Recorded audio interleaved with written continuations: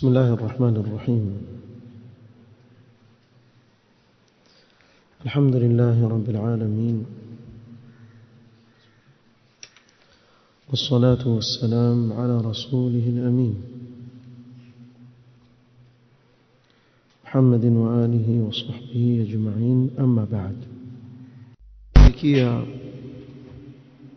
قولياك الله سبحانه وتعالى akiwa awafunza waja wake kumuomba yeye, ihdina as-sirata al-mustaqim, tuongoze njia iliyonyoka, sirata alladhina an'amta alayhim ghayri al-maghdubi alayhim waladdallin, njia wale ambao ulioneemesha, sio ya wale waliokasirikiwa na wale waliopotea.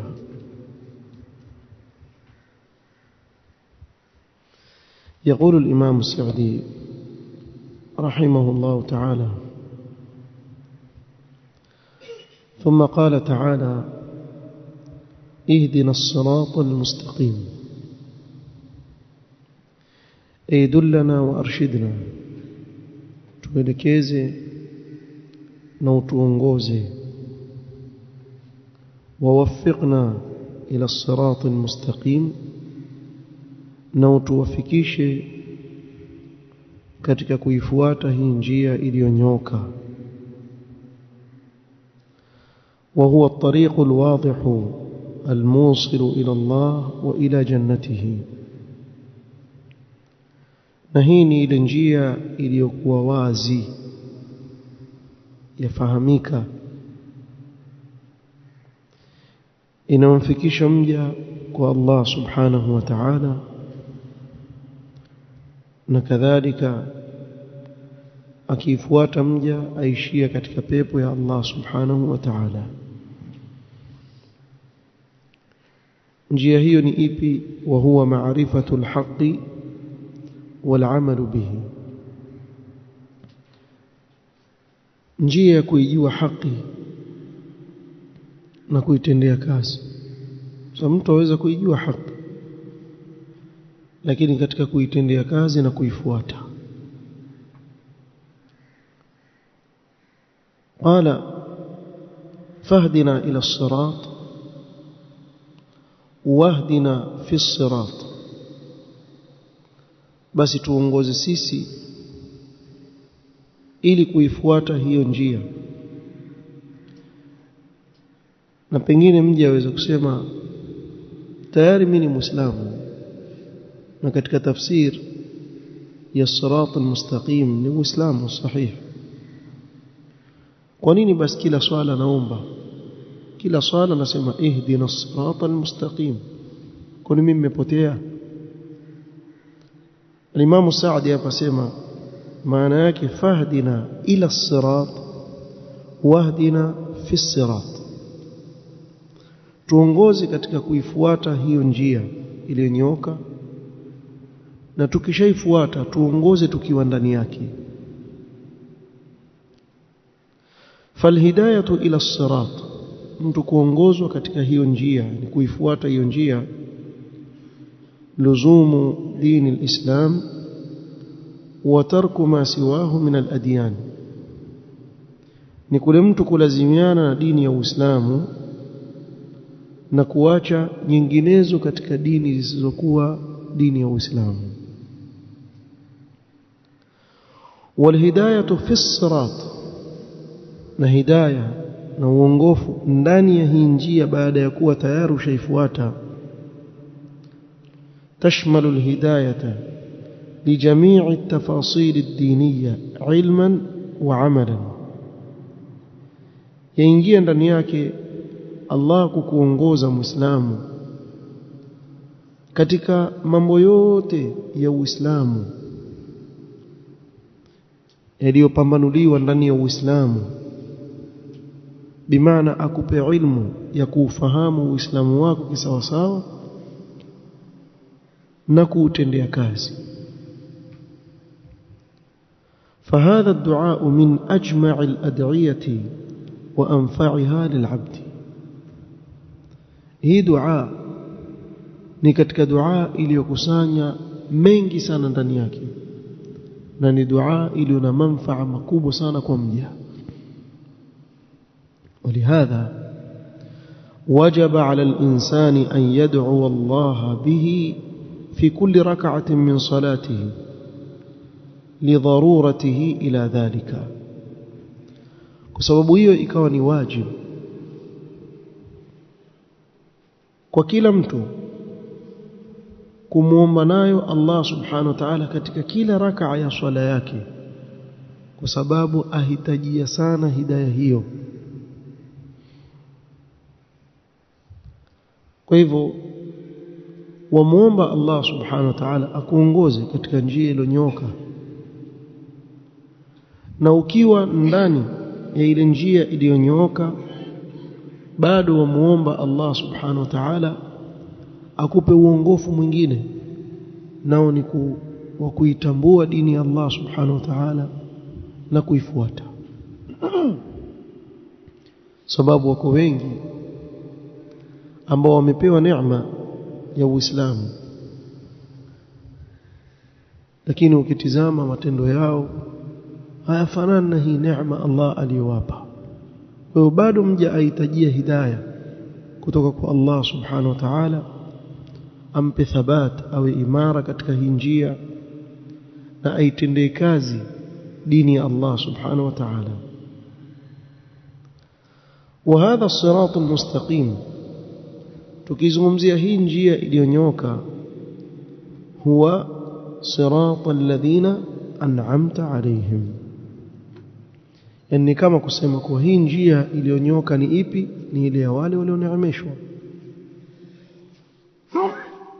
alhamdulillah. yani قال الإمام السعدي: من النبيين والصديقين والشهداء والصالحين. njia ya wale walioneemeshwa waingie ndani yake mitume wa Allah na wakweli, mashahidi na watu wema. غير صراط المغضوب عليهم, tuongoze njia iliyonyooka, njia ya wale ulioneemesha, wala sio njia ya wale uliowakasirikia. alladhina arafu alhaqa wa tarakuhu, na hao waliokasirikiwa na Allah subhanahu wa ta'ala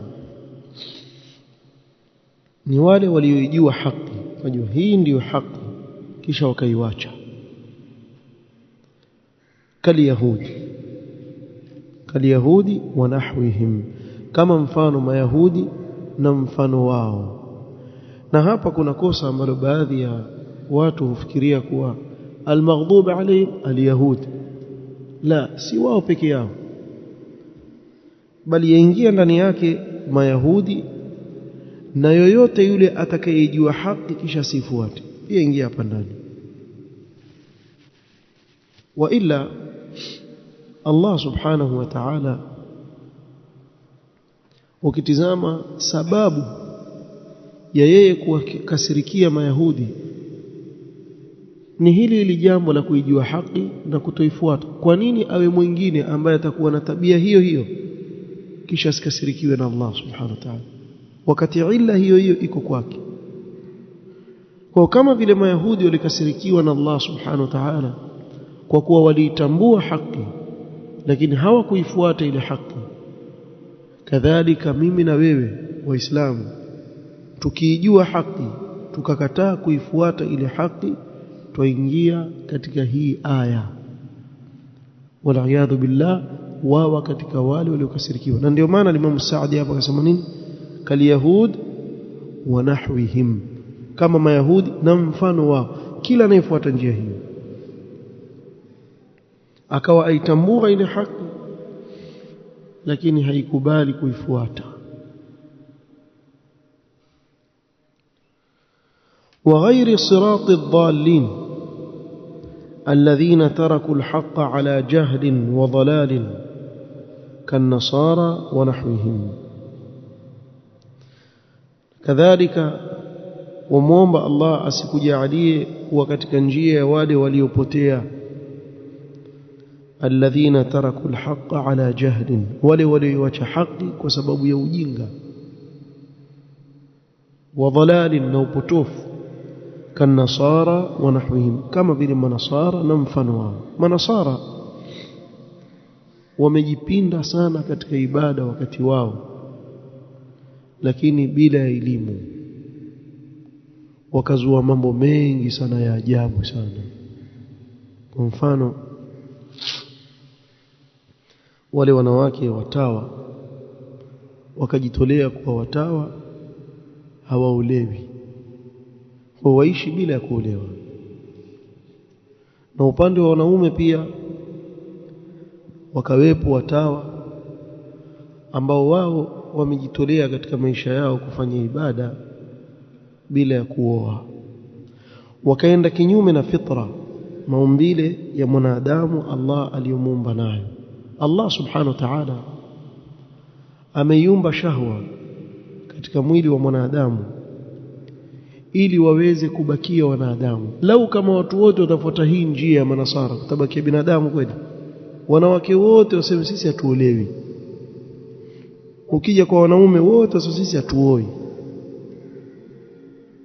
wakaparamia uruhubani, kweli binadamu wataendelea kuwepo katika ulimwengu? Hawatakuwepo. Kwa hili jambo lao kama kila mtu angelikubali, basi kusingekuwa kuna binadamu, wale wote wangekufa, ndio basi shaishi. Tizama Uislamu. Uislamu umekuja, ile shahwa iliyoumbwa katika mwili wa mwanadamu ukaielekeza katika mkondo wa sawa, ukamwelekeza mwanadamu katika kuoa, kinyume na wanavyofikiria baadhi ya watu kwa Uislamu umekuja kupinga matamanio ya mwanadamu. La, Uislamu haukuja kupinga, bali umekuja kumuongoza mwanadamu katika kupeleka matamanio yake katika njia sahihi, ambayo ni njia ya kuoa. Manasara wana mambo mengi wanaoyafanya au kuitakidi ambayo ni ya kijinga, ya jahili. Ukiangalia tu asli ya itikadi yao wanayoitakidi, ukakuta kuwa kuna ghulu, kupita mipaka katika kumuitakidi Isa alayhi salatu wassalam. Wengine wakaitakidi kuwa yeye ndiye Mungu mwenyewe, ameshuka katika sura ya binadamu. Wengine wakasema la, huyu ni mtoto wa Mungu. Wengine wakasema la, ni sehemu katika dhati yake Allah, wal'iyadhu billah ta'ala Allahu amma yaquluna 'uluwan kabira. Bali mpaka wakataja wanaovioni kuwa lau kama manasara 10 watakusanywa mahali pamoja katika masala mamoja katika dini yao wazungumze, watakhtalifiana katika kauli 11. Si wako 10, zitatoka kauli 11, namna walivyopotea na kupinda na kutojielewa. Ukitizama tu hii itikadi ya kusema kuwa Isa alayhi salatu wassalam ni Mungu kwa akili tu, ndio yale maswali aliuliza Ibn Qayyim rahimahullah katika mashairi yake mashuhuri, hawa waabudu wa msalaba. Akauliza, wale wanaosema kuwa Isa alayhi salam wal billah kuwa ni Allah ameshuka katika sura ya binadamu ili afe na nini, na dhambi zao. Kwa nini afe na dhambi zao? Si angewasamehe tu? Aje Mungu afe kwa ajili ya dhambi za watu, tena afe msalabani? Na ni yeye ndiye anayesamehe madhambi. Alikuwa tangu na mwanzo aweza kuwasamehe.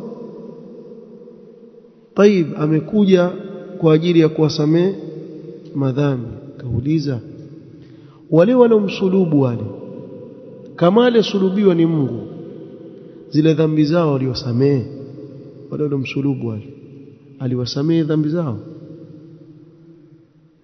Ikiwa hakuwasamehe, je, alikuwa radhi na kile kitendo alichomfanyia cha kumsulubu? Ikiwa alikuwa radhi, basi wale ni mawalii, wamefanya kitendo ambacho chamridhisha Allah. Ikiwa hakuwa radhi, basi binadamu wamemshinda nguvu Mungu wao, wakafanya jambo ambalo Mungu wao hataki walifanye. Kuna maswali yakauliza mengi. Amekufa siku 3, nani alikuwa akipeleka ulimwengu katika hizo siku 3 wakati Mungu ankufa? Yani ni itikadi za kijinga kabisa, dalal,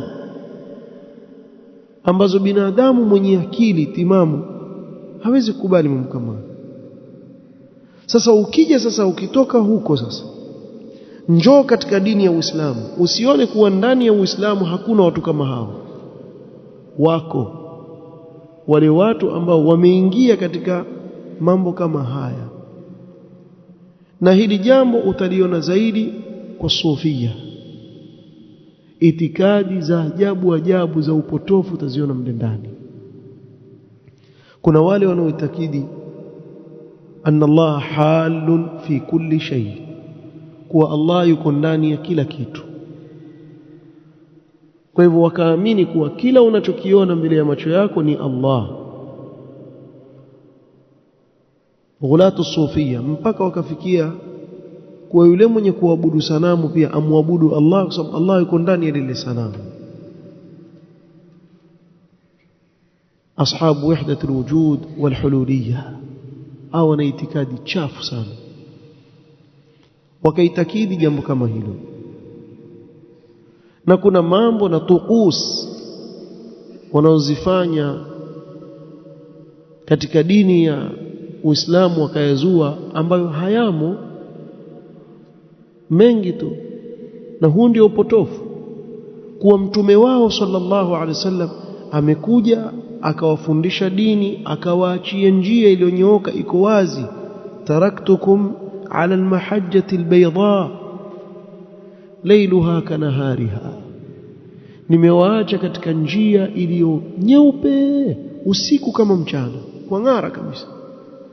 La yazighu anha illa halik. Kisha mtume wetu sallallahu alaihi wasallam akatuambia hakuna anayepinda akaiwacha hii njia ya sawa isipokuwa ni yule mwenye kuangamia, ataangamia. Baada ya kuweka wazi mambo yote haya alayhi salatu wassalam, kisha juu yake aja yule aliyepewa neema kama hii, azua yale ambayo hakuachiwa na mtume wake sallallahu alaihi wasallam. Hawaingia katika upotofu, na iyadhu billah. Atakikana muislamu amuombe sana kwa ikhlas Allah anapoisoma hii suratul Fatiha, kwa Allah amuongoze katika njia iliyonyoka, sio njia waliokasirikiwa ambao walijua haki au kuifuata, wala njia ya upotofu ambao ile haki hawakuifahamu wakafuata tu kwa upofu wakaingia katika upotofu. Na haya yako kama tulivyotaja sana. Wewe ikiwa ukiambiwa jambo tu wewe wafuata bila kuhakikisha kuwa hili jambo, je, Mola wangu ameniamrisha, mtume wangu sallallahu alaihi wasallam ameniamrisha hili, bila kuhakiki wewe wafuata. Kisha kukatungwa mambo mengi sana ndani, na hayo ukiyazungumza ni marefu, hasa ukiingia katika jambo la kusema kuzua katika dini ya Allah subhanahu wa ta'ala, mambo ambayo hayapo ni mengi sana. Al-Imam Sa'd baada ya kuizungumza suratul Fatiha akasema, فهذه السورة على إيجازها قد احتوت على ما لم تحتوي عليه سورة من سور القرآن. هي سورة الفاتحة pamoja na kuwa ni sura fupi ukitizama, lakini ndani yake muna yale ambayo hutayapata katika sura yoyote katika Qur'an kwa pamoja.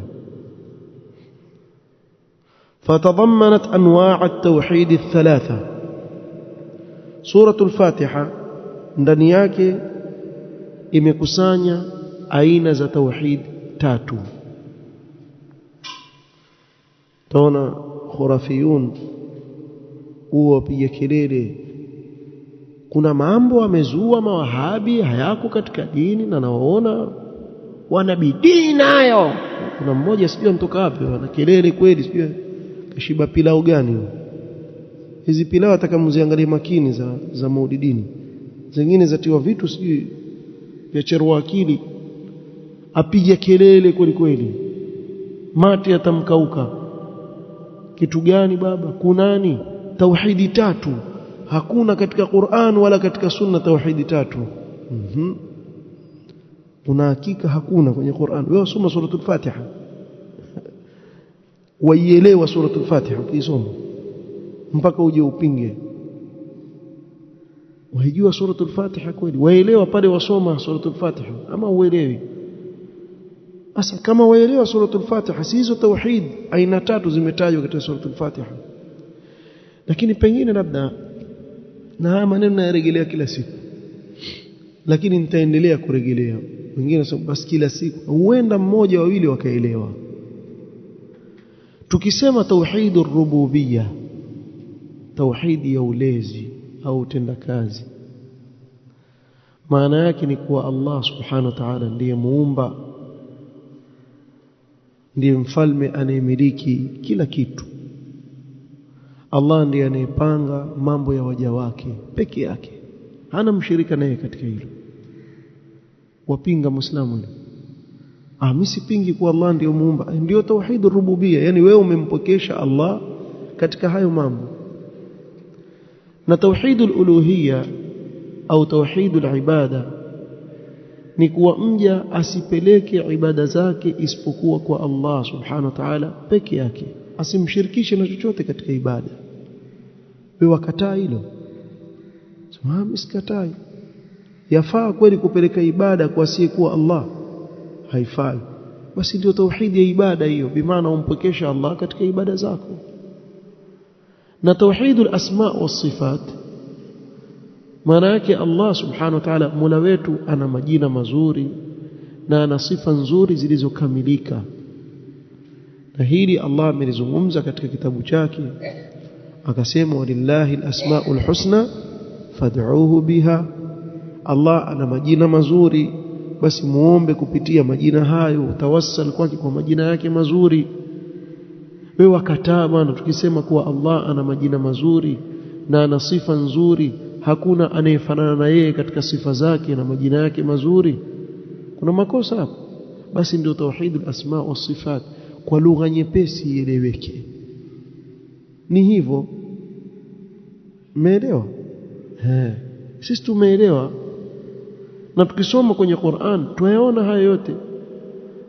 Tunaona katika Qur'an tauhidur rububiyya yu'khadhu min qawlihi rabbil alamin, mola mlezi wa ulimwengu wote. Hii rabb, tauhidur rububiyya, kumpokesha Allah subhanahu wa ta'ala katika ulezi na utendakazi. Wa tauhidul ilahiyya wa huwa ifradu Allah bil ibada yu'khadhu min lafdh Allah, lafdh jalala alhamdulillah. Tauhidul uluhiyya nao ni kumpokesha Allah katika ibada, huchukuliwa katika lafdhi hii.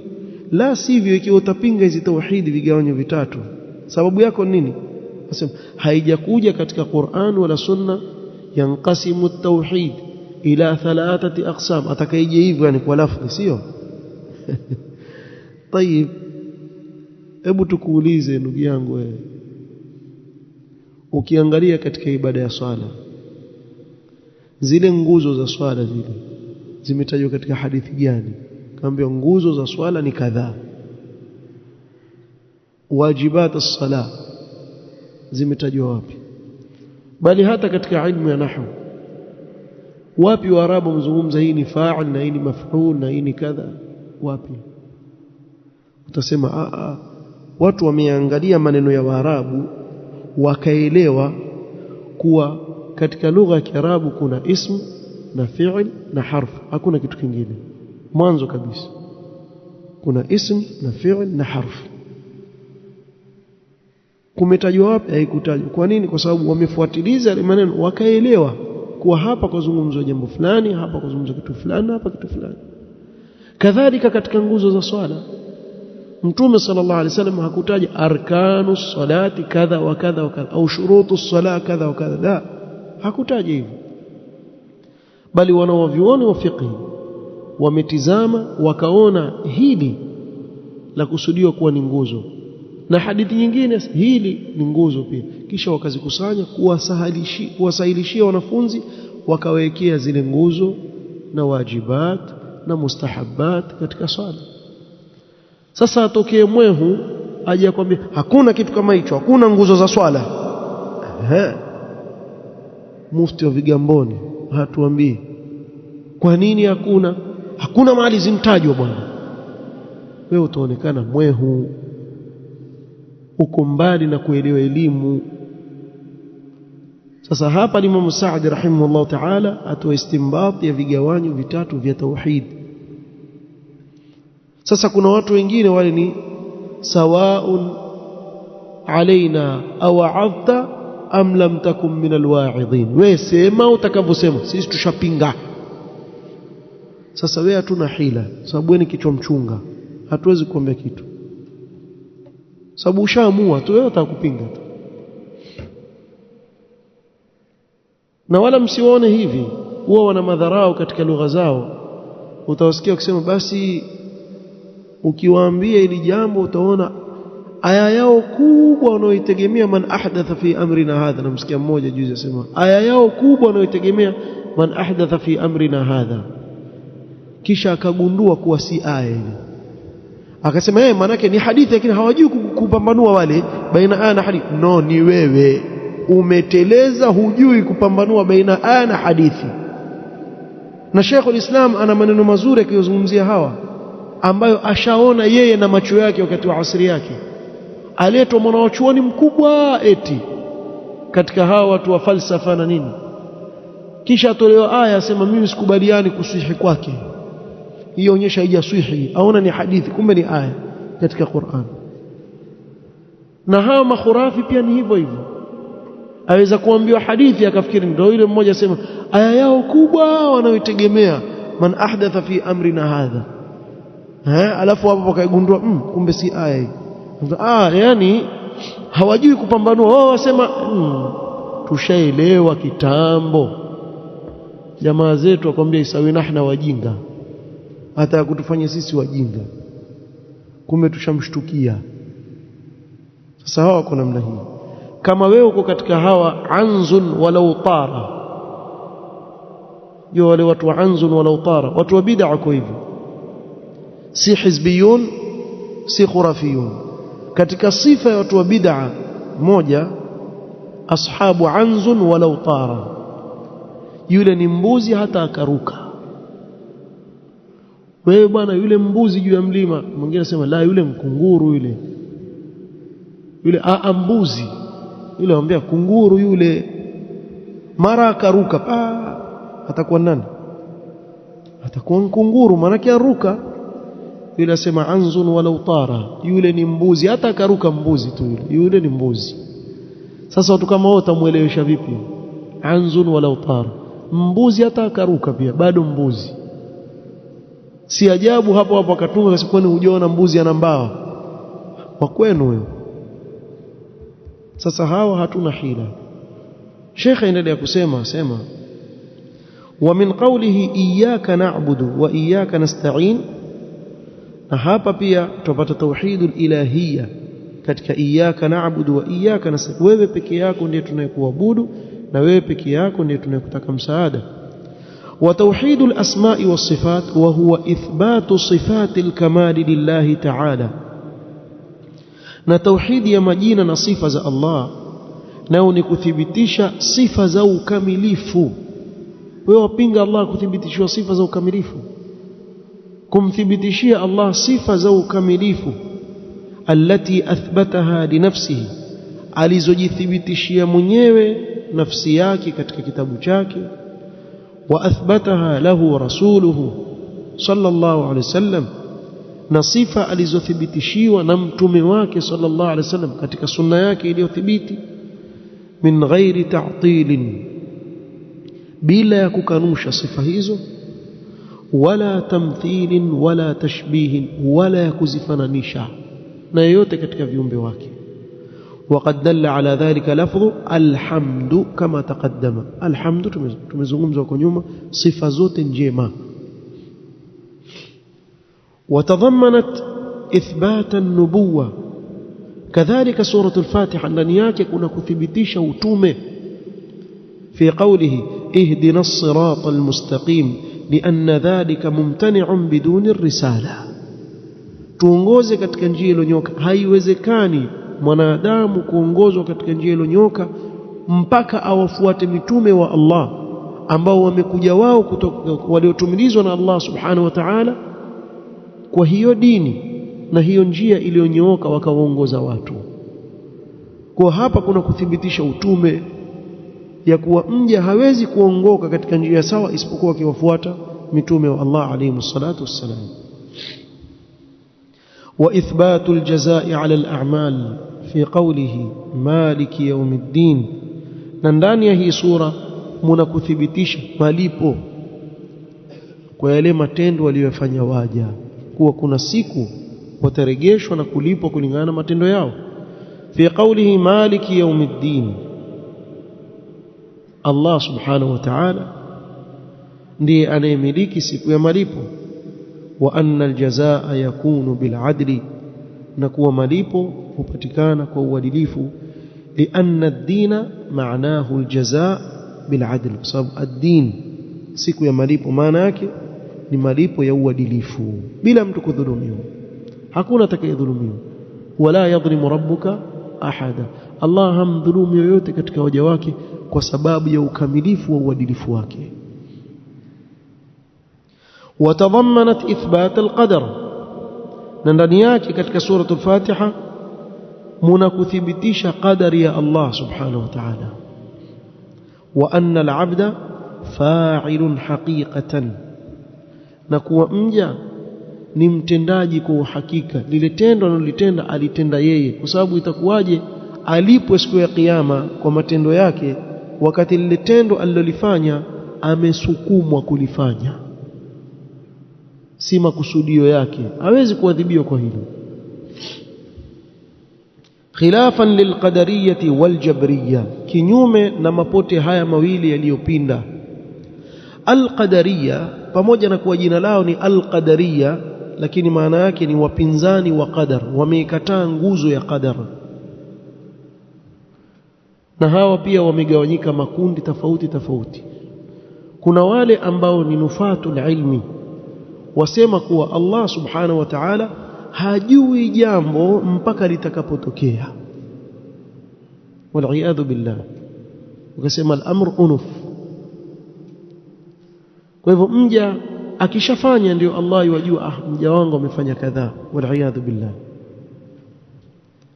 na hawa walikuwepo, walizuka wakati wa baadhi ya masahaba kama Ibn Umar radhiyallahu anhu, akawarudi, na ndio ikapokelewa hadithi ya Jibril ile ndefu, ndani yake kumetajwa nguzo za nini, za imani.